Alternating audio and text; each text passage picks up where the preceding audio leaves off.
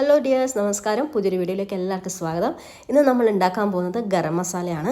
ബിരിയാണിക്കും അതുപോലെ ചിക്കൻ കറി, മട്ടൻ കറി എന്തിൻ്റെ കൂടെയും നമുക്ക് ഉപയോഗിക്കാൻ പറ്റുന്ന ഗരം മസാലയാണ്. നമ്മൾ കടയിൽ നിന്ന് വാങ്ങിക്കുന്നതിനേക്കാളും ഫ്ലേവറും ടേസ്റ്റും ഈ ഒരു ഗരം മസാലയ്ക്ക് ഉണ്ടാവും. അപ്പോൾ നിങ്ങളെല്ലാവരും ഈ വീഡിയോ കണ്ടിട്ട് ട്രൈ ചെയ്ത് നോക്കുക, എന്നിട്ട് ഫീഡ്ബാക്ക് അറിയിക്കുക. അപ്പോൾ നമുക്ക് നോക്കാം എങ്ങനെയാണ് ഹോം മെയ്ഡ് ഗരം മസാല ഉണ്ടാക്കുന്നത്. അപ്പോൾ ഗരം മസാല ഉണ്ടാക്കാൻ ആവശ്യമുള്ള സാധനങ്ങളൊക്കെ ഞാനിവിടെ 2 പാത്രത്തിലാക്കി എടുത്ത് വെച്ചിട്ടുണ്ട്. അപ്പോൾ ഇതിൽ മെയിനായിട്ട് നമ്മൾ പട്ട ഞാൻ ഒരു 3 വലിയ പട്ട ഇങ്ങനെ പീസാക്കി വെച്ചതാണ്. എനിക്കിതിൻ്റെ കറക്റ്റ് അളവ് നിങ്ങൾക്ക് എങ്ങനെ പറഞ്ഞതെന്നൊന്നും അറിയില്ല. ഏകദേശം ഒരു 30 ഗ്രാം ഉണ്ടാവും പട്ട. പിന്നെ ഒരു 2 ടേബിൾ സ്പൂണോളം ഏലക്കായ എടുത്തിട്ടുണ്ട്, 2 ടേബിൾ സ്പൂൺ ഗ്രാമ്പൂ എടുത്തിട്ടുണ്ട്, അതുപോലെ തന്നെ 3-4 ബേ ലീഫ് കഷ്ണങ്ങളാക്കി എടുത്തിട്ടുണ്ട്. പിന്നെ വേറൊരു പാത്രത്തിലേക്ക് ഞാൻ 1 ടേബിൾ സ്പൂൺ മല്ലി എടുത്തിട്ടുണ്ട്. മല്ലി കൂടുതലാവാൻ പാടില്ല, 1 ടേബിൾ സ്പൂൺ മാത്രം മതി. അതുപോലെ 2 ടേബിൾ സ്പൂൺ ചെറിയ ജീരകം, നമ്മൾ കറിയിലൊക്കെ ഇടുന്ന ചെറിയ ജീരകം, ഒരു 3 ടേബിൾ സ്പൂണോളം പെരുംജീരകം ചേർത്തു, 1 ടേബിൾ സ്പൂൺ കുരുമുളക് എടുത്തിട്ടുണ്ട്. പിന്നെ ഇത് ഷാജീരകമാണ്. നമ്മൾ ഗരം മസാലയ്ക്ക് അത്യാവശ്യം വേണ്ട ഒരു ജീരകമാണ് ഷാജീരകം.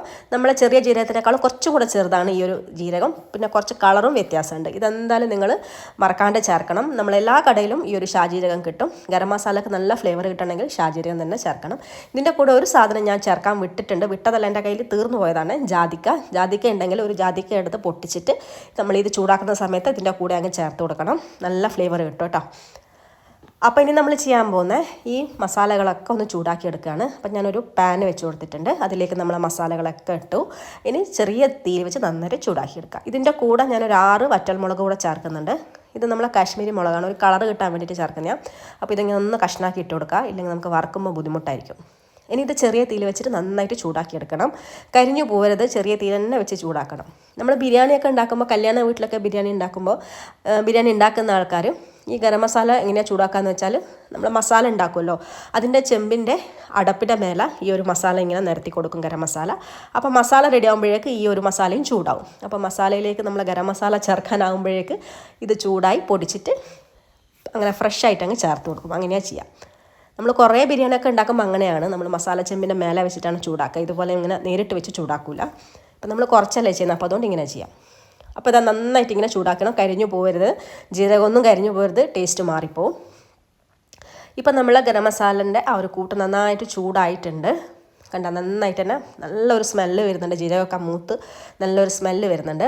ഇനി നമുക്കിത് തീ ഓഫ് ചെയ്തിട്ട് ഒന്ന് തണുക്കാനായിട്ട് മാറ്റി വെക്കാം. ഒരുപാട് ചൂടോടുകൂടി നമ്മൾ പൊടിച്ചെടുക്കുമ്പോൾ മിക്സി കേടായി പോകും. അപ്പോൾ ഒന്ന് ചൂട് ആറിയതിന് ശേഷം ചെറു ചൂടോടെ നമുക്കിത് പൊടിച്ചെടുക്കാം. ചെറിയ ചൂടോടുകൂടി പൊടിച്ചെടുക്കുമ്പോൾ നമുക്ക് പെട്ടെന്ന് നന്നായിട്ട് പൊടിഞ്ഞു കിട്ടുള്ളൂ. അപ്പോൾ ഞാനിത് തീ ഓഫ് ചെയ്ത് ഇനി ഇത് നമുക്കൊന്ന് തണുക്കാനായിട്ട് മാറ്റി വെക്കാം. ഇതൊന്ന് തണുത്ത് വന്നതിന് ശേഷം നമുക്ക് മിക്സിയിലിട്ട് നന്നായിട്ട് അങ്ങ് പൊടിച്ചെടുക്കാം, നല്ലൊരു പൗഡറാക്കി എടുക്കാം. അപ്പോൾ നമ്മൾ ഗരം മസാല, നമ്മൾ വറുത്ത് വെച്ച മസാലയൊക്കെ നന്നായിട്ട് തണുത്തു, ചെറിയ ചൂടുണ്ട്. ഇനി നമുക്ക് മിക്സിയിലെ ജാറിലേക്ക് ഇട്ടിട്ട് പൊടിച്ചെടുക്കാം. ഞാനിവിടെ വലിയ ജാറാണ് എടുത്തത്, അതാകുമ്പോൾ നമുക്ക് ഒരുമിച്ച് അങ്ങ് പൊടിച്ചെടുക്കാം. ഇപ്പം വലുതില്ലെങ്കിൽ ചെറിയ ജാറിലായാലും 2 പ്രാവശ്യമായിട്ട് അങ്ങ് പൊടിച്ചാൽ മതി. നിങ്ങൾക്ക് ഇത്ര അളവിൽ തന്നെ ചെയ്യണമെന്നില്ല, കുറച്ച് വേണമെങ്കിൽ കുറച്ചും ചെയ്യാം. എപ്പോഴും ഉണ്ടാക്കുമ്പോൾ ഇതുപോലെ കുറച്ച് അധികം ഉണ്ടാക്കി വെക്കുന്നതായിരിക്കും നല്ലത്. നമുക്ക് ഫ്രിഡ്ജിൽ വെച്ച് കഴിഞ്ഞാൽ കുറേ മാസം നമുക്ക് ഉപയോഗിക്കാൻ പറ്റും. അപ്പോൾ ഇത് നന്നായി ഞാൻ പൊടിച്ചെടുക്കട്ടെ. അങ്ങനെ നമ്മൾ ഗരം മസാല നന്നായിട്ട് ഞാൻ പൊടിച്ചെടുത്തു, നല്ല പൗഡറാക്കി എടുത്തിട്ടുണ്ട്. ഇത് അരിച്ചൊന്നും എടുക്കണ്ട കേട്ടോ, ഈ ഒരു രീതിയിൽ തന്നെ ഉപയോഗിക്കാം. നല്ല സ്മെല്ലാണ്. നമ്മൾ കടയിൽ നിന്ന് വാങ്ങിക്കുന്നതിൻ്റെ 100 ഇരട്ടിയാണ് ഇതിൻ്റെ മണവും ഗുണവും എല്ലാം. അപ്പം നിങ്ങളത് ഉണ്ടാക്കി നോക്കിയാലേ നിങ്ങൾക്ക് മനസ്സിലാവുള്ളൂ. നമ്മൾ കടയിൽ നിന്ന് വാങ്ങിക്കുന്നതിന് ശരിക്കും പറഞ്ഞാൽ വലിയ മണമൊന്നും ഉണ്ടാവില്ല. എപ്പോഴും നമ്മൾ വീട്ടിൽ പൊടിച്ച് ഉണ്ടാക്കുന്നതായിരിക്കും ഏറ്റവും നല്ലത്, ഇതുപോലെ മസാലപ്പൊടികൾ. ഇനി നമ്മൾ ഈ ഉണ്ടാക്കിയ ഗരം മസാല നല്ല മണവും അതിൻ്റെ ഗുണത്തോടും കൂടെ കുറേ കാലം നിൽക്കണമെന്നുണ്ടെങ്കിൽ നിങ്ങൾ സൂക്ഷിക്കുന്ന പാത്രം അത്രയും നല്ലതായിരിക്കണം. അതായത് നല്ല എയർ ടൈറ്റായിട്ടുള്ള പാത്രത്തിൽ വേണം ഇത് ഇട്ട് സൂക്ഷിക്കാൻ.